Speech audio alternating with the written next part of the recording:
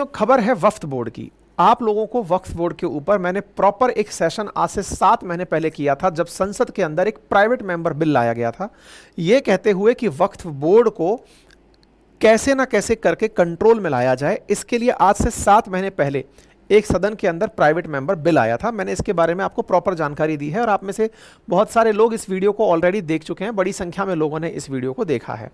आज वक्फ बोर्ड किस लिए सुर्खी में है?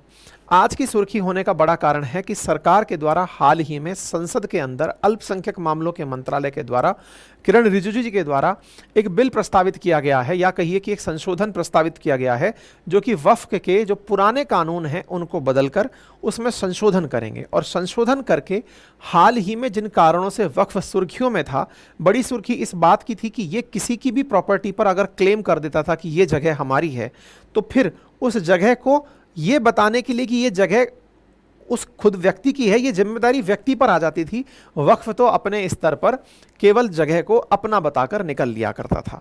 तो अभी सरकार इस मामले में विशेष रूप से संशोधन कर रही है। पहले मैं आपको बता दूं कि क्या है सुर्खी, सुर्खी के साथ साथ क्यों है इसका जानना महत्वपूर्ण, क्या होता है वक्फ, कैसे वक्फ बोर्ड के द्वारा कंट्रोल किया जाता है, सारी बातें मैं आपको बताऊंगा। फिलहाल के लिए Waqf amendment bill 2024 joint parliamentary committee के पास भेज दिया गया है।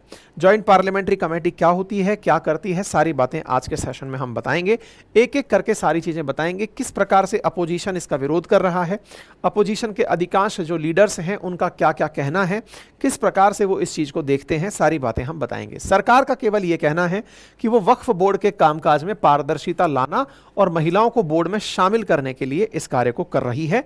विधेयक का उद्देश्य मौजूदा वक्फ अधिनियम के कई खंडों को रद्द करने का कार्य करने की बात है। तो आइए अब शुरू करते हैं कि वक्फ होता क्या है। साथियों, असल में वक्फ बोर्ड को समझने से पूर्व पहले वक्फ शब्द को समझ लीजिए।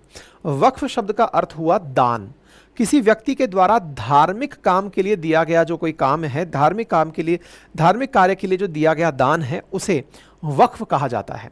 ये पैसे, संपत्ति, काम किसी भी रूप के अंदर हो सकता है। और कानूनी शब्दावली में अगर बात करें तो इस्लाम को मानने वाले किसी भी इंसान का धर्म के लिए किया गया किसी भी तरह का दान वक्फ कहलाता है। मतलब ये समझिए कि ये दान चल संपत्ति, अचल संपत्ति किसी भी रूप के अंदर हो सकता है, यानी पैसे के रूप में हो सकता है, जमीन के रूप में हो सकता है।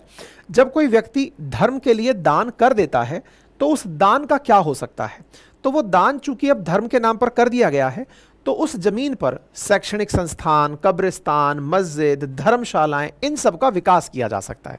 यानी एक प्रकार से यह समझिए कि किसी व्यक्ति ने धर्म के विकास के लिए दान किया, धर्म के लिहाज पर दान किया, और उस दान का उपयोग किसी ना किसी ऐसे कार्य में जिससे कि धर्म को और अच्छे से पाला पोसा जा सके, धर्म को बढ़ाया किया जा सके, उसकी सहायता की जा सके, इस कार्य के लिए संपत्ति को वक्फ किया जाता है। जैसे भाई ऑब्वियस सी बात है कि धार्मिक संस्थाएं कमाई नहीं करती हैं, तो जनता के द्वारा ही धार्मिक संस्थाओं को अपने स्तर पर सहयोग दिया जाता है। तो ऐसे में जो वक्फ है उसके बारे में कहा गया कि ये अल्टीमेटली वो कार्य है जो जनता के द्वारा धर्म के सर्वाइवल के लिए दान के रूप में दिया गया। ठीक है, जैसे मंदिरों के अंदर चंदे दिए जाते हैं, ऐसे ही यहां पर भी मंदिरों में दान राशि दी जाती है। ऐसे ही इस्लाम में लोग संपत्ति और पैसा दोनों ही दान करने की जो प्रक्रिया अपनाते हैं उसे वक्फ कहते हैं। ठीक है साहब, वक्फ के बारे में कहते हैं, मतलब आसान भाषा में आप इसे दान भी कह सकते हैं। वक्फ के अंदर कहा जाता है कि एक बार किसी ने अगर कुछ वक्फ कर दिया तो फिर वह उसे वापस से ले नहीं सकता। भाई मैंने ये जमीन एक बार दान कर दी तो मैं दान की हुई जमीन को वापस नहीं मांग सकता। ये 3 प्रकार से, चल संपत्ति, अचल संपत्ति और या फिर किसी अन्य रूप में, चाहे सुविधाएं देने के रूप में हो, आप इसको दान कर सकते हैं। अच्छा, अब ये दान की कहानी हो गई। तो फिर वक्फ बोर्ड क्या होता है? वक्फ बोर्ड क्या होता है कि अब देश में जितनी भी दान की हुई जगह है, आज देश में इस्लाम को मानने वाले बहुत से लोग रहते हैं, उनके द्वारा जीवन काल में कभी ना कभी धर्म के नाम पर वक्फ किया गया होगा, संपत्ति का, पैसे का, इन सब का। इनका प्रबंधन करने का कार्य वक्फ बोर्ड के द्वारा किया जाता है। वक्फ बोर्ड इनके प्रबंधन का कार्य करता है। हमारे देश में बकायदा, देश की आज़ादी से अब तक बकायदा वक्फ को कंट्रोल करने के लिए कानून बने रहे हैं कि भाई अगर कोई जमीन दान कर दी गई है तो इसका नियंत्रण सरकार कैसे स्थापित करेगी। तो देश की आज़ादी से ही वक्फ एक्ट चल रहे हैं। फिलहाल जो सरकार ने एक्ट में परिवर्तन सुझाया है वो 1995 का जो वक्फ एक्ट है उसी के अंदर है। तो वक्फ 1995 का जो एक्ट है उसमें यह कहा जाता है कि अगर वक्फ बोर्ड को लगता है कि कोई जमीन वक्फ की संपत्ति है तो यह साबित करने की जिम्मेदारी उसकी नहीं है बल्कि जमीन के असली मालिक की होती है, जो वो बताए कि कैसे उसकी जमीन वक्फ की नहीं है। मतलब ये इकलौता ऐसा पॉइंट है जिसके कारण वक्फ सबसे ज्यादा चर्चाओं में रहा। इसको आसान रूप से ऐसे समझिए कि आप जिस जगह रहते हैं, अचानक वक्फ का आपके पास नोटिस आता है और वो ये कहता है देश के अंदर एक वक्फ सेंट्रल है और उसके अलावा 32 अन्य स्टेट के अंदर स्थित वो हैं वक्फ बोर्ड हैं। होता यह है कि अगर देश में किसी भी घर में, किसी भी जगह, किसी भी गांव में, किसी भी क्षेत्र में किसी के पास एक नोटिस आ जाए कि ये ज़मीन वक्फ की है, तो वक्फ उसे अपनी ज़मीन बताकर उस पर कब्जा कर सकता है। अब आप कहेंगे कि मेरी ज़मीन है, मेरे पास कागज़ हैं, तो आपके पास कागज़ हैं तो इस बारे में आप शिकायत करने के लिए आप जाइए। वक्फ ने उसको अपना मान लिया है। कानून 1995 का ये कहता है कि वक्फ ने जिसे अपना मान लिया उस मानी हुई जगह पर प्रूव करने की जिम्मेदारी कि यह जगह आपकी है या नहीं, ये आप ही के ऊपर है, वक्फ के ऊपर नहीं है। अब आप इस बात की शिकायत कहां कर सकते हैं? तो इसकी शिकायत भी आप वक्फ बोर्ड में ही कर सकते हैं। आप किसी सिविल कोर्ट में, हाई कोर्ट में यह शिकायत करने नहीं जा सकते थे आज तक। लेकिन वर्तमान में जो कानूनी संशोधन प्रस्तावित किया गया है उसमें शिकायत को करने के लिए अब सारे कानूनी रास्ते खोल दिए गए हैं। मान लो कि आज किसी गांव को आपने अपना, मतलब वक्फ ने अपना बता दिया कि ये गांव मेरा है, तो वक्फ का काम, गांव अगर अपना है ये बता दिया, तो गांव वाले इस बात से बेचैन कि ये जमीन तो हमारी चली गई, तो अब इसका शिकायत कहां करें? कोर्ट में नहीं कर सकते, वक्फ बोर्ड में जाइए। वक्फ बोर्ड आपकी बात मानने से इनकार कर दे तो वक्फ की ट्रिब्यूनल में जाइए, और वो भी मानने से इनकार कर दिया तो समझिए कि आपकी जमीन चली गई। इस कारण से वक्फ का बहुत क्रिटिसिज्म होने लगा, 1995 के एक्ट का क्रिटिसिज्म होने लगा कि साहब ऐसे तो किसी भी निजी संपत्ति पर वक्फ बोर्ड कह सकता है कि ये मेरी है, और वो संपत्ति निजी हो किसी व्यक्ति की तो इस पर उस व्यक्ति की जिम्मेदारी है कि वो कैसे इसे प्रूव करे। वक्फ बोर्ड तो अपना बोलकर चला गया। यही कारण है कि हमारे देश में संपत्तियों के मामले में अचल संपत्तियों की संख्या लाखों में है। वक्फ की संपदा हो, डिजिटल रिकॉर्ड हो, चल संपत्ति हो, वक्फ के पास में 8 लाख से ज्यादा वक्फ संपत्ति हैं। पूरे देश में वक्फ की संपत्तियों को एक सेंट्रल और 32 स्टेट वक्फ बोर्ड के द्वारा संचालित किया जाता है। सबसे ज्यादा वक्फ की जो संपत्ति वाला जो बोर्ड है उसमें कर्नाटक, तमिलनाडु, पंजाब, यूपी और वेस्ट बंगाल वक्फ का नाम आता है। अब सवाल आता है ये शुरू कहां से हुआ, इसका इतिहास क्या है? कहते हैं कि ये पैगंबर साहब के समय से ही चला आ रहा है। प्रॉफिट मोहम्मद जो थे उनके काल से ही वक्फ चला आ रहा है। पैगंबर मोहम्मद ने अपनी जायदाद को इस तरह खैरात में दो कि ना तो वो बेची जा सके, ना ही किसी को दिया जा सके, ना उनमें विरासत जारी हो, बल्कि उसका मुनाफा लोगों को मिल सके। इसके लिए पैगंबर साहब ने सबसे पहले वक्फ की शुरुआत की थी, और तब से लेकर के देश भर में या दुनिया भर में जहां जहां इस्लामिक मान्यताएं मानी जाती हैं वहां लोग वक्फ करना शुरू किए। भारत के अंदर इतिहास में कहा जाता है कि सबसे पहले जब भारत में 1339 के अंदर 1351 से लेकर के फिर 1388 के बीच में जब फिरोज शाह तुगलक रहा था, तो उसके द्वारा शिफा खाना यानी कि एक प्रकार का अस्पताल खोला गया था। तो उस अस्पताल में लोगों के द्वारा जमीन दान करके एक तरह से उस अस्पताल को चलाने के लिए पैसा दिया गया था। तो कहते हैं कि भारत में जो ज्ञात इतिहास है वो तुगलक के समय का निकलता है, उस दौरान निकलता है। उसके बाद कहते हैं अकबर के टाइम पर भी काफ़ी ज़्यादा लोगों के द्वारा ज़मीनें वक्फ करना शुरू हुआ। ये सब चले गए। इसके बाद अंग्रेज आए। अंग्रेजों ने वक्फ की हुई संपत्ति को बांटना शुरू किया कि कौन सी चैरिटेबल है और कौन सी धार्मिक है। जो संपत्ति चैरिटेबल है उसका कैसे उपयोग किया जा सकता है। अंग्रेजों के समय में वक्फ की संपत्ति के साथ में काफ़ी छेड़खानियाँ हुई, जिसको कि पसंद नहीं किया गया तत्कालीन देश के अंदर मुस्लिम समुदाय के द्वारा। धीरे धीरे चीज़ें बढ़ती रही, सीधा हम पहुंचते हैं देश की आज़ादी में। 1954 के अंदर देश के अंदर जितनी भी वक्फ की हुई संपत्ति थी, इसके लिए वक्फ बोर्ड का गठन किया गया। 1954 के अंदर जो वक्फ बोर्ड का गठन हुआ, 1995 में संशोधन करके वक्फ बोर्ड को असीमित शक्तियां दे दी गई। उस समय पीवी नरसिम्हा राव की कांग्रेस सरकार हुआ करती थी। उसने वक्फ एक्ट 1954 के अंदर संशोधन किया और वक्फ बोर्ड को असीमित शक्तियां दे दी, जिसमें अगर कोई संपत्ति किसी भी उद्देश्य के लिए मुस्लिम कानून के मुताबिक पाक है, मजहबी है और परोपकारी है तो वह वक्फ की संपत्ति हो जाएगी। अगर लगता है मुस्लिम कानून के तहत, शरिया कानून के तहत कि अगर कोई भी जगह पाक है, मजहबी है और परोपकारी है तो उसे वक्फ की संपत्ति मान लिया जाएगा। धर्म के अनुसार यह लगता है कि यह जमीन काम की है तो बोले यह जमीन वक्फ की हुई।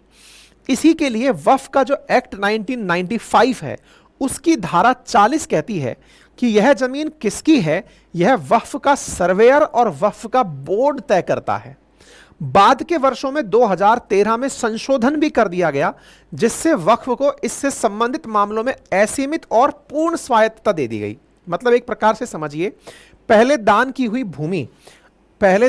भूमि के प्रबंधन के लिए वक्फ बोर्ड था। 1995 में कहा गया कि आपको लगता है कि यह जमीन धर्म के हिसाब से पवित्र है, धार्मिक है और चैरिटेबल है तो यह आपकी हुई, आप बता दीजिए, आप अपना मान लीजिए उसे, यह आपकी हो गई।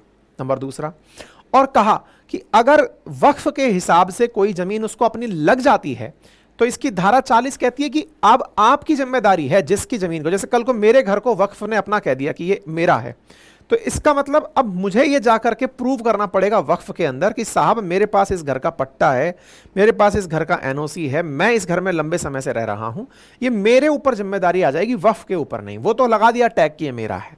मतलब ऐसे बहुत से घर हमारे देश में हैं, ऐसी बहुत सी जमीन, ऐसी बहुत सी नजूल भूमि, ऐसी बहुत सी सरकारी संपत्तियां हैं जिन्हें वक्फ ने अपना बताकर उन क्षेत्रों को अपना बनाने के लिए आदेशित कर दिया। यानी इस कानून के बाद से देश में बहुत सारी संपत्ति वक्फ ने अपना बताना शुरू कर दिया।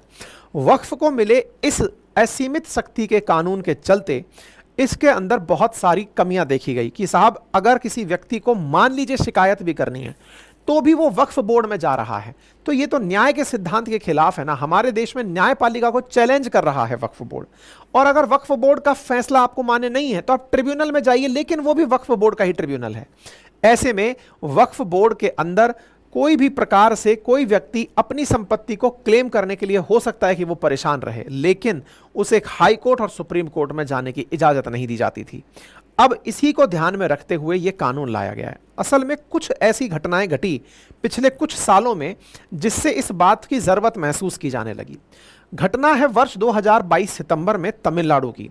वहां वक्फ बोर्ड ने एक ऐसे गांव को पूरा अपना बता दिया जिसमें एक मंदिर भी था, और वक्फ बोर्ड ने कहा यह तो मेरी ही जगह है। तमिलनाडु का एक गांव था तिरुचिरापल्ली के पास में, बड़ा बावा तिरुचिरापल्ली में, जहां पर पूरी गांव की जमीन पर वक्फ बोर्ड ने अपना दावा ठोक दिया और यह कहा कि यह पूरा की पूरा हमारा क्षेत्र है।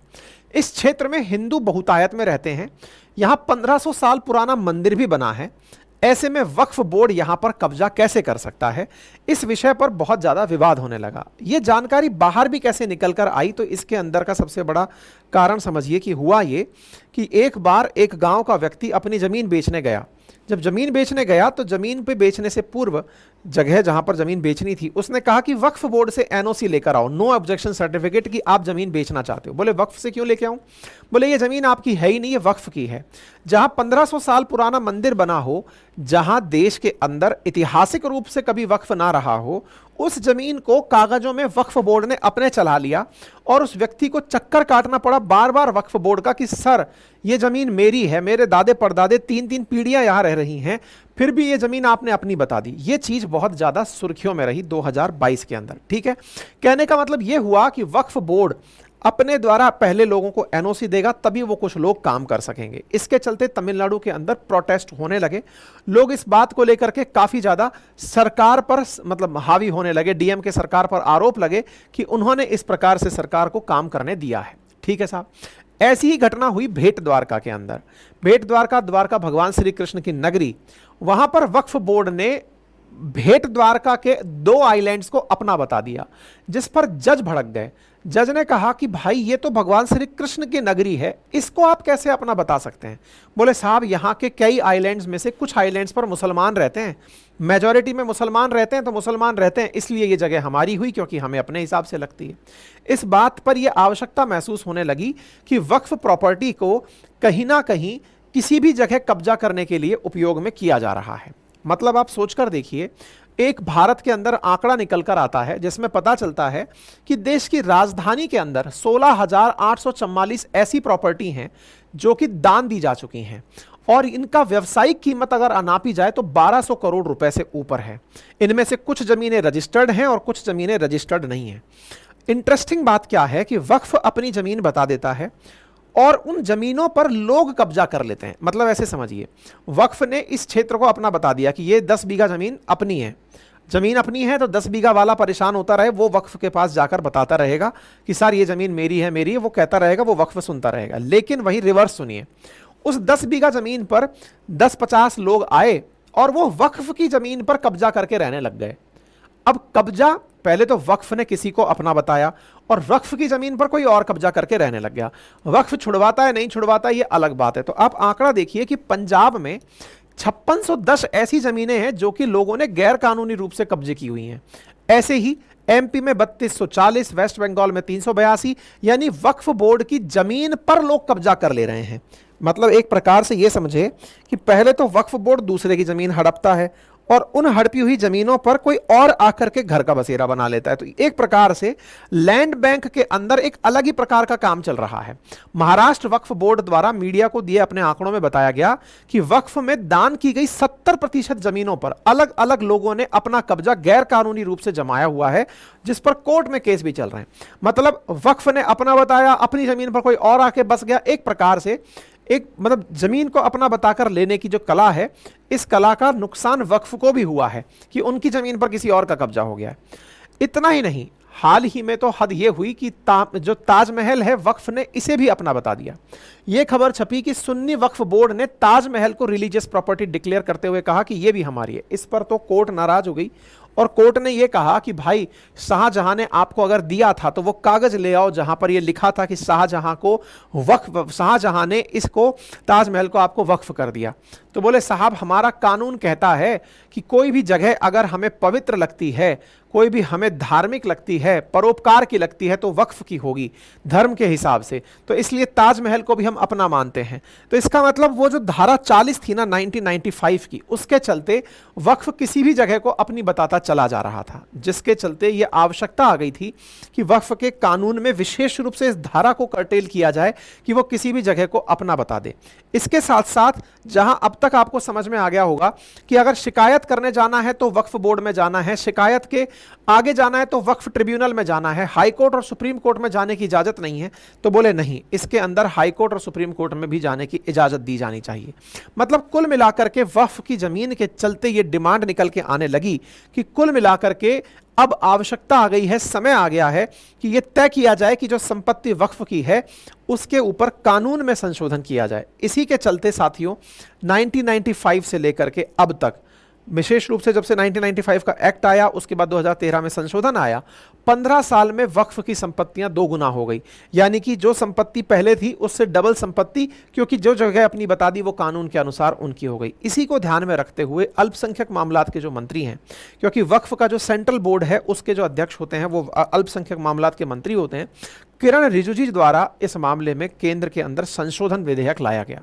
वक्फ बोर्ड संशोधन विधेयक 2024 पेश किया गया, जिसमें 40 संशोधन प्रस्तुत किए गए हैं जो वक्फ का अधिनियम 1995 है उसमें संशोधन लाएंगे। इनके अंतर्गत 2013 के अंदर जो मूल संशोधन में मतलब अधिनियम में संशोधन लाए गए थे उनको भी यहां पर करेक्ट करने की बात की गई है। तो आप यहां पर देख सकते हैं संसद के अंदर, लोकसभा के अंदर रिजिजू द्वारा जो हैं, जो देश के अंदर वर्तमान में अल्पसंख्यक मामलात के मंत्री हैं, उनके द्वारा इस बिल को पेश किया गया था। ठीक है, और इस बिल को पेश करते समय इन्होंने अपने द्वारा यह कहा कि अब मुस्लिम समुदाय के भीतर महिलाएं, बच्चे और पिछड़े वर्ग के सदस्य भी प्रतिनिधित्व और अवसर सुनिश्चित करने के लिए इसमें आ सकेंगे। यानी वक्फ बोर्ड के अंदर महिलाओं को भी प्रतिनिधित्व मिलेगा, वो भी फैसले ले पाएंगे। इसके जो प्रमुख प्रावधान रहे हैं इसमें क्या है, अधिनियम का अब नाम बदल जाएगा। वक्फ अधिनियम 1995 का नाम बदलकर अब एकीकृत वक्फ प्रबंधन, सशक्तिकरण, दक्षता और विकास अधिनियम 1995 हो जाएगा। संपत्ति पंजीकरण और सत्यापन के लिए कहा गया है कि संपत्तियों को जिला अधिकारियों के द्वारा पंजीकृत कराना होगा।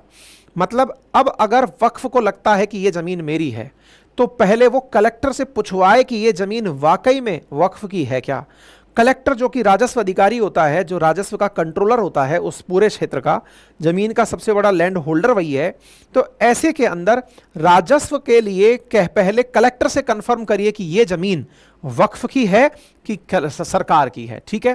संपत्तियों के संपादन सत्यापन के लिए कहा गया है कि विधेयक में विवादित भूमि के अनिवार्य नए सत्यापन की आवश्यकता होगी, जिसमें संपत्ति के स्वामित्व और प्रबंधन के आसपास स्पष्टता बढ़ेगी। यह उन संपत्तियों पर भी लागू होगा जिन पर वक्फ बोर्ड और व्यक्तिगत मालिकों द्वारा दावे और प्रतिदावे किए जा चुके हैं। मतलब अब तक जो संपत्तियां हैं उनका भी सत्यापन कराइए कि हां साहब ये संपत्ति वाकई में वक्फ की है या नहीं है, कलेक्टर से कंफर्म कराइए। वक्फ बोर्ड की जो मनमानी शक्तियां हैं उन पर अंकुश लगाने का कार्य किया गया है, जिसमें धारा 9 और 14 में संशोधन है। विधेयक में केंद्रीय वक्फ परिषद और राज्य वक्फ बोर्ड की संरचना को बदलने के लिए वक्फ अधिनियम की धारा 9 और धारा 14 में संशोधन का प्रस्ताव है। महिलाओं को भी इसके अंदर शामिल करने का प्रयास है ताकि इनके अंदर लैंगिक समानता को बढ़ावा दिया जा सके।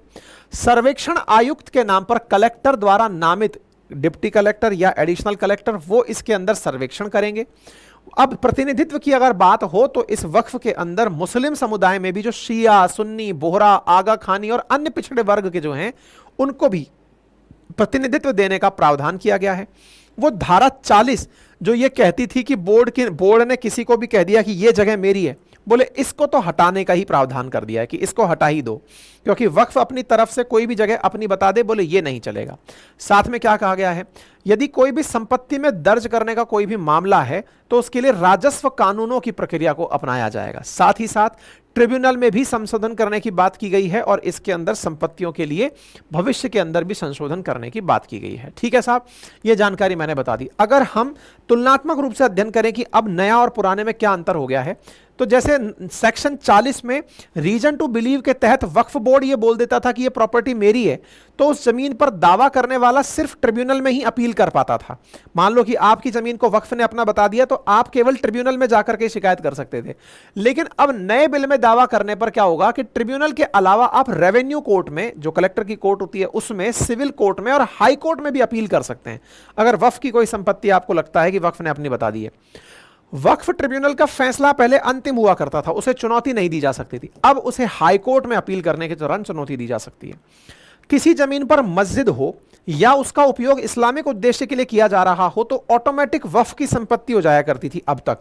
लेकिन अब किसी को वक्फ को दान जमीन नहीं दी है, उस पर भले ही मस्जिद बनी हो, वक्फ की संपत्ति नहीं होगी। मतलब अगर दान किया है ना किसी ने ऑफिशियली कि साहब ये हमें दान में मिली है, तो ही उसे वक्फ की संपत्ति कहा जाएगा। यह नहीं है कि मस्जिद बनी हुई है तो वो भी अब वक्फ की हो गई, क्योंकि उसमें प्रोविजन था 1995 के एक्ट में कि अगर कोई धार्मिक जगह है, कोई पवित्र जगह है, कोई चैरिटेबल जगह है धर्म के हिसाब से, तो वो उनकी हो जाएगी। ऐसा नहीं है, दान में मिली जगह ही केवल वक्फ की जगह मानी जाएगी। वक्फ बोर्ड में महिला और बतौर सदस्य अन्य धर्म के लोगों की एंट्री नहीं होगी।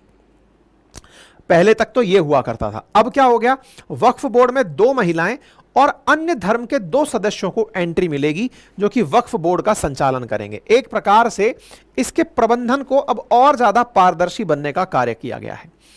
कलेक्टर को तय करने का अधिकार दिया गया है कि वो चेक करे कि इसकी संपत्ति वाकई में वक्फ की है या फिर वो जमीन सरकारी है। मतलब वक्फ अपने लेवल पर जब कोई जमीन अपनी बता देता था, अब जिला अधिकारी को यह कहा गया है कि आप चेक करके बताएंगे कि ये जमीन सरकारी तो नहीं है, पता चले उसको वो अपना बता दिया हो। ठीक है। अब विपक्ष इस बात पर विरोध कर रहा है। उनका कहना यह है कि सरकार को पहले इसके लिए मुस्लिम संगठनों से बात करनी चाहिए थी, सरकार की इसमें नीयत ठीक नहीं है, इस पर चर्चा पहले होनी चाहिए थी। अखिलेश यादव जी ने कहा कि वक्फ बोर्ड का यह सब संशोधन भी बस एक बहाना है, रक्षा, रेल, नजूल भूमि के तहत जमीन बेचना निशाना है। अखिलेश ने कहा कि इस बात की लिखकर गारंटी दी जाए कि वक्फ बोर्ड की जमीनें बेची नहीं जाएंगी। मतलब अपोजिशन की तरफ से अपने अपने तरीके की बातें की गई और कहा गया कि बोर्ड की स्वायत्तता को खत्म करके सरकारी नियंत्रण को बढ़ावा देने का प्रयास किया जा रहा है। ये इनके ट्वीट रहे। और यहां पर जो वो हैं क्या नाम है, ओवैसी साहब, उन्होंने अपनी तरफ से कहा कि यह विधेयक समानता के अधिकार का और डिस्क्रिमिनेशन का और जो धार्मिक स्वतंत्रता का अधिकार है उन के सिद्धांतों का उल्लंघन करता है। मतलब कि धार्मिक कार्यों के प्रबंधन के लिए जो भारत के मूल अधिकार ये पावर देते हैं कि उस धर्म के लोगों के द्वारा ही प्रबंधन हो सकता है, बोले उसमें अन्य धर्म के लोगों की एंट्री कराना ये प्रबंधन के खिलाफ है, धार्मिक स्वतंत्रता के खिलाफ है, उसका सीधा सीधा उल्लंघन हो रहा है। ठीक है, सरकार लेकिन इस बात पर कह रही है कि ऐसा कुछ भी नहीं हम अतिरिक्त कर रहे हैं जिससे धार्मिक कार्यों के प्रबंधन में उल्लंघन हो रहा हो, बल्कि हम लोगों को न्याय दिलाने की प्रक्रिया सुगम कर रहे हैं। यहां पर कांग्रेस की तरफ से कहा गया कि अनुच्छेद 26 जिसमें धार्मिक मामलों के प्रबंधन की स्वतंत्रता दी गई है, सरकार उसके साथ छेड़खानी कर रही है, अर्थात मूल अधिकार में छेड़खानी है। तो इसका मतलब यह मामला सुप्रीम कोर्ट तक जा सकता है। सुप्रीम कोर्ट डिसाइड करेगी कि किसको किस तरफ जाना है, यानी कि आने वाले समय में जैसे ही ये विधेयक आएगा, आने के बाद ये सुप्रीम कोर्ट में भी चैलेंज किया जा सकता है। ठीक है, हमारे देश में right to freedom for religion article 25 से लेकर 28 में है, उसी को ध्यान में रखते हुए इसे चैलेंज किया जा रहा है। आगे बढ़ते हैं साथियों, तो राइट टू फ्रीडम के बारे में बता दिया, राइट ये सारे मूल अधिकार हैं, आप देख लीजिएगा। अच्छा, एक और इंटरेस्टिंग बात मैं यहां पर बताना चाहूंगा कि जब ये सारा मामला हो गया तो सरकार ने कहा कि चिंता मत करिए, इस पूरी जानकारी को अब हम ज्वाइंट पार्लियामेंट्री कमेटी के पास भेजते हैं। ज्वाइंट पार्लियामेंट्री कमेटी का मतलब संशोधन प्रस्तावित कर दिया। अब इस पूरी मतलब जो भी बिल के अंदर प्रस्ताव हैं इनको हम सीधा पास नहीं करा रहे हैं, अब हम एक कमेटी के पास भेज रहे हैं जिसके अंदर सांसद होंगे जिन्हें अध्यक्ष महोदय अपनी तरफ से बिठाएंगे। जेपीसी क्या होती है इसको समझने का प्रयास करिए। हमारे देश के अंदर संसद के अंदर दो सदन हैं, लोकसभा और राज्यसभा।